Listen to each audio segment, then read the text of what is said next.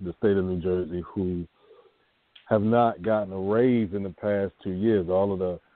We do step increments, and they've been frozen. So unfortunately, they've been working for the same rate of pay for the last 2 years. The healthcare premiums have gone up, and it's like, all right, well, you got a whole lot of money, but now no one knows where the money goes. So the next governor is going to have quite a task, and this goes before Chris Christie. It goes back into the 90s when the pension system was first dipped into and the money wasn't replaced. And then each governor that came behind it it's like the bad little kid that nobody wants to play with, so they just push it all to the side. And now it's getting to the point where it has to be addressed. So, they're also talking about regionalizing.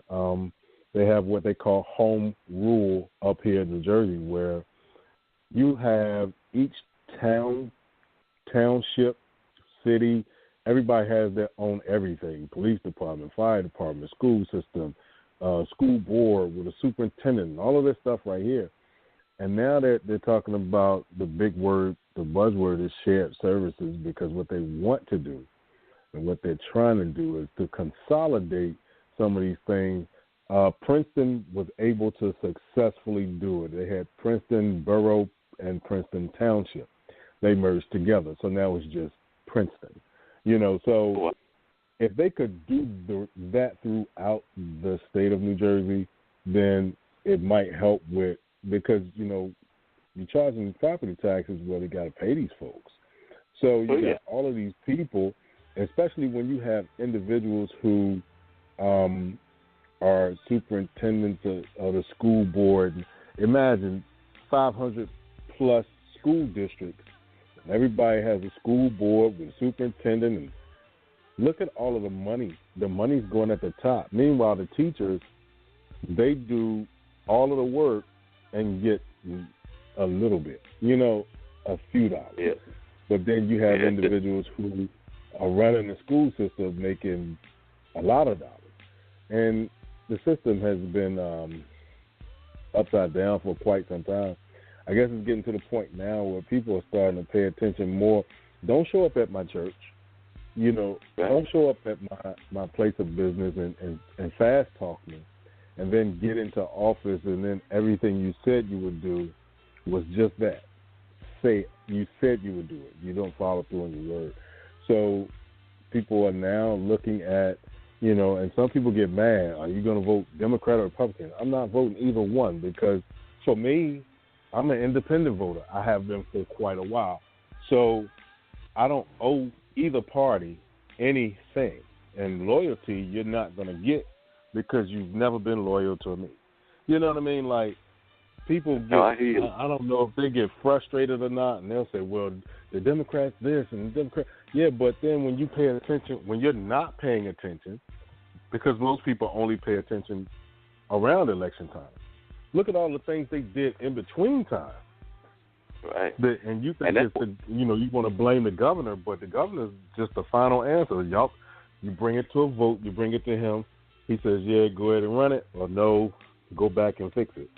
So there's a lot of stuff being done when no one's paying attention, and then everybody believes that it's the fault of the other, but it's the fault of both groups. Very much so, and you're actually so right, and that's actually one of the things they were talking about even with the mayoral candidate here in Durham, because I went to a couple of the forums, and I know that at least once, if not twice, they have been asked almost point blank, y'all are coming into our neighborhoods, our inner cities, like you said, coming to our churches and things of that nature. We want to know, you're doing that during campaign season. Will you be doing it if you are elected? We don't want you just coming in here doing it because you need our votes, but we want you to be sure that you're going to actually be dealing with these issues when it's time to actually deal with them. Because, one of the things that we always forget is that these kind of campaigns, particularly the off-year ones, these are actually the folks that oftentimes make decisions that more directly impact us than even those on the federal level. And these are the elections that we oftentimes have to pay closer attention to, and we don't. And as a matter of fact, I'm looking at the article right now, and it says that early voting here will start on Thursday. So it'll start on September 21st, says there are 652 registered voters in the city of Durham, but far fewer than that are actually expected to vote.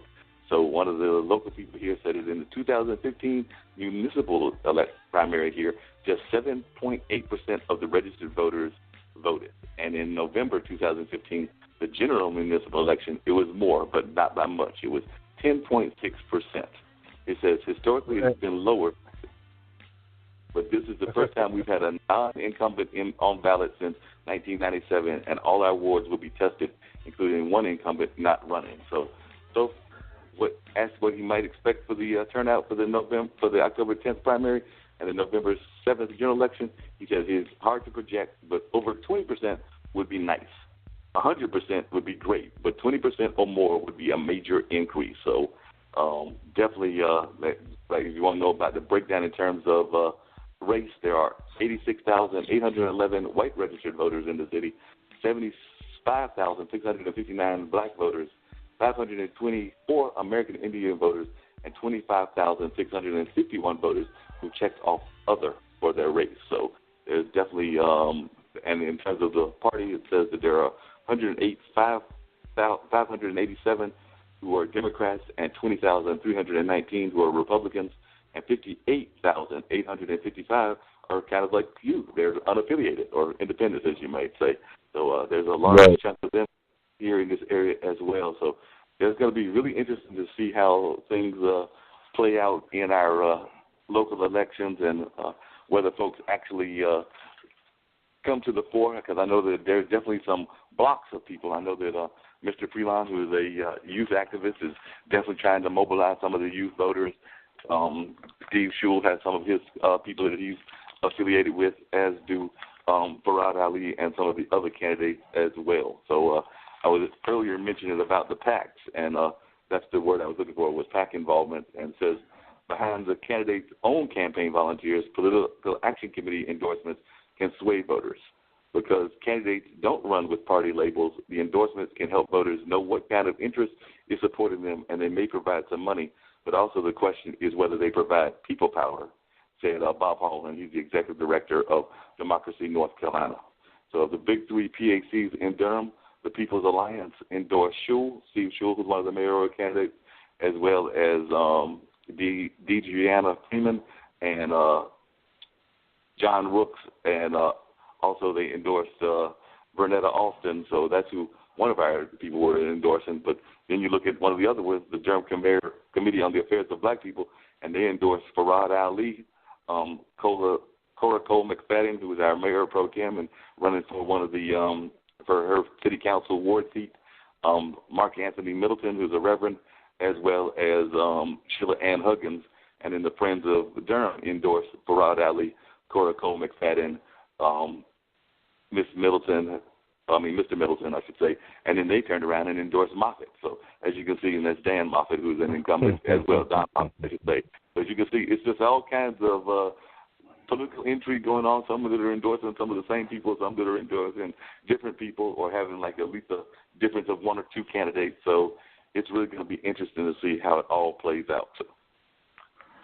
Yeah, and see, like here in New Jersey, they give you stats and say, oh, these people voted in the primary, it's percentage of this and percentage of that, but it's a closed primary state, meaning, you know, those of us who are unaffiliated, in order to vote in the primary, would have to declare a party, vote, and then jump back out. But it doesn't always fit like that because, you know, most independent voters vote on the issues. I don't vote because, you know, this person is Democrat or this person is Republican. We're going to vote the line because we want our party to get in.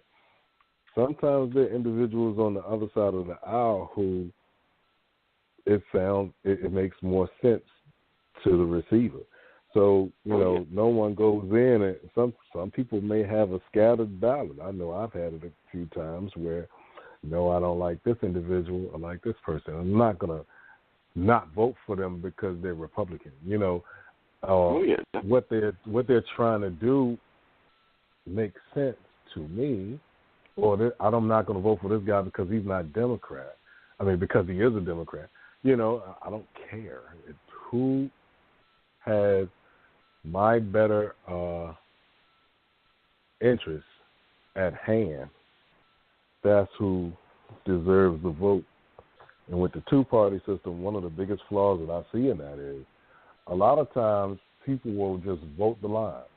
You may not even like this person as a candidate, but, the Republicans just did it very effectively, and they're probably like, well, we really don't like this guy, but he's running on our party, so he beat out everybody else, so all right, we're gonna vote for him.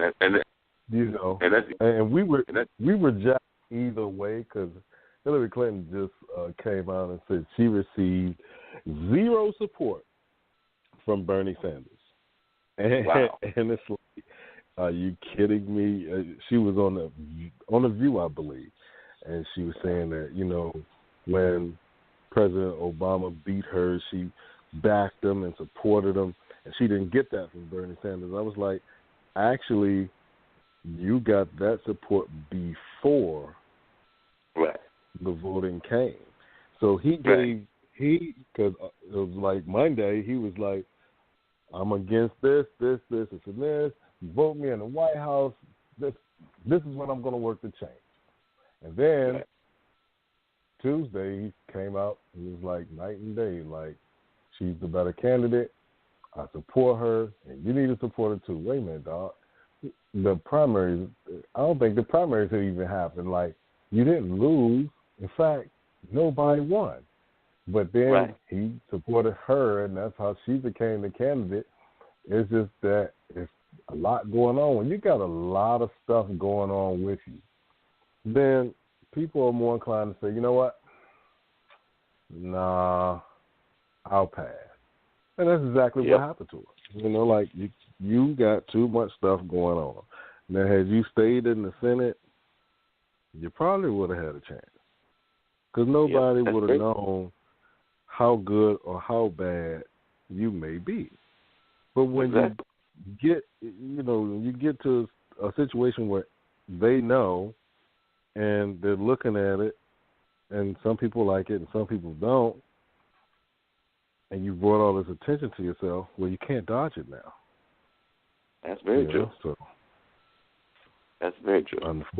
It backfired for her, Yeah, it totally backfired. And now folks are trying to figure out what happened, and while we're dealing with Trump, and he's running around.